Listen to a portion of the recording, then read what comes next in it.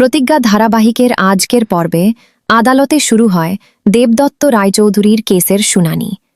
Court চত্বরে চাচার দিকে মানুষের ভিড়, আর ভেতরে বাবাকে বাঁচানোর জন্য ভগবানের কাছে প্রার্থনা করতে থাকে ছুটি।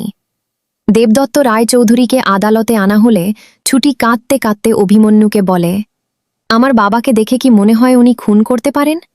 অভিমন্যু শান্ত গলায় বলে, কারো মুখ দেখে অপরাধ বোঝা যায় না, তবে আমি আমার সর্বোচ্চ চেষ্টা করব আপনার বাবাকে বাঁচানোর।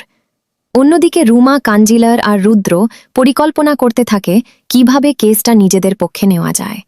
আদালতে রুমার উকিল অভিযোগ তোলে যে দেবদত্ত রায়চৌধুরী টাকার জন্য বাদল দত্তকে খুন করেছে। এই কথা শুনে ছুটি আর চুপ থাকতে পারে না। সবার সামনে দাঁড়িয়ে বলে, আমার বাবা নির্দোষ, উনি কোনো খুন করেননি।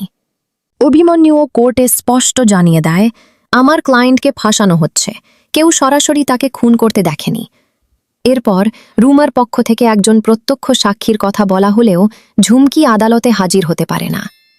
ঠিক তখনই হিরণময় এসে জানায় তার মেয়ে পরি অসুস্থ, তাই কোর্টে আসতে পারেনি।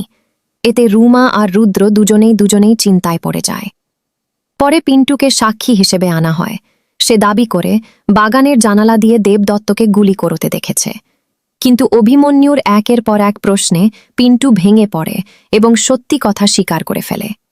শেষমেশ উপযুক্ত প্রমাণের অভাবে বিচারক কেসের পরবর্তী শুনানির দিন 1 মাস পরে ঠিক করেন। কোর্ট থেকে বাবাকে নিয়ে যাওয়ার সময় ছুটি জড়িয়ে ধরে কাঁদতে থাকে।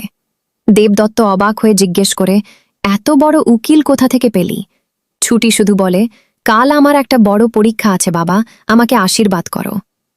অন্যদিকে হিরণময় অভিমন্যুর উপর রাগ দেখালেও অভিমন্যু স্পষ্ট জানিয়ে দেয়, আমি শুধু নিজের কাজ করছি না, একজন মেয়ের বাবাকে বাঁচানোর লড়াইটাও লড়ছি।